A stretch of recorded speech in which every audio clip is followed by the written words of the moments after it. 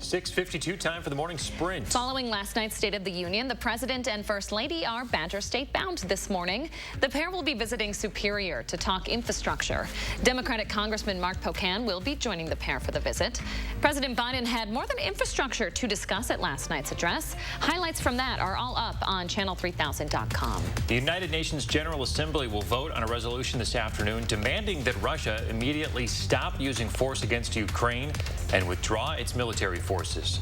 Russian troops have intensified their attacks on several Ukrainian cities as the war enters its 7th day. Fans rushing the court as the Badger basketball team wins the Big Ten championship.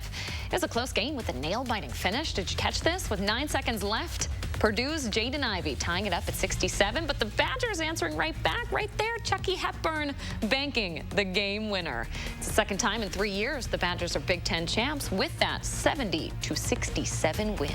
Congrats, boys. Madison police, meantime, investigating reports of shots fired Monday night.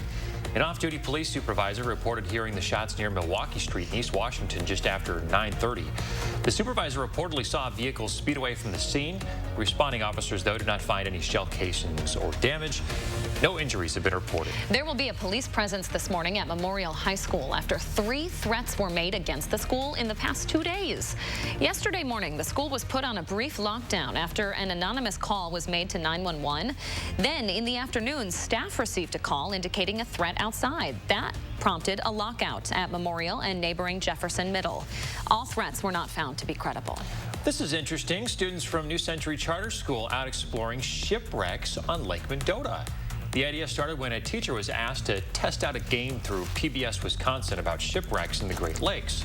The class liked it so much that they asked if they could do something similar for a field trip. So, using underwater cameras, the students were able to look at 2 sunken boats and an old car. A tense rescue in Michigan after a rescue crew found a dog stranded by himself on the Detroit River. Oh, this breaks my heart. Police and fire, though, were able to get the dog.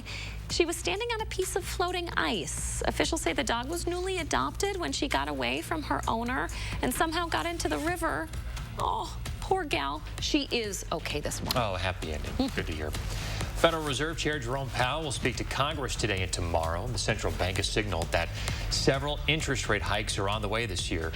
Powell will likely be asked by lawmakers how Russia's invasion of Ukraine will affect the U.S. economy. The U.S. did not experience a baby boom during the pandemic. That's according to a new federal report out this morning. The CDC says births in the U.S. fell 2% during the first half of the year. That's compared to 2020. However, researchers say data patterns appear to be showing a shift. That means birth rates may soon return to levels not seen since before the pandemic. Yellowstone as a national park is turning 150 years old. President Ulysses S. Grant signed the Yellowstone National Park Protection Act into law back on March 1st of 1872. It created the first national park in the world. There are now 63 national parks in the U.S.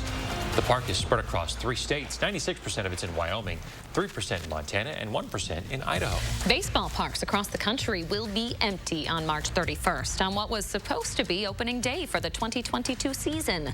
The first 2 series of the games are also canceled. The baseball commissioner made that announcement Tuesday, hours after the Major League Baseball Players Association and the league failed to reach an agreement.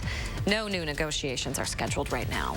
We are tracking at least a couple of flurries and rain showers out there this morning. It's moisture starved. A lot of it will struggle to reach the ground, but nonetheless, it's there. You plan out the day, we're going to see mostly cloudy skies. Temperatures will top out around 43, but they start to fall into the afternoon. In fact, 40 by 4, into the 30s by the time we get towards 7 o'clock.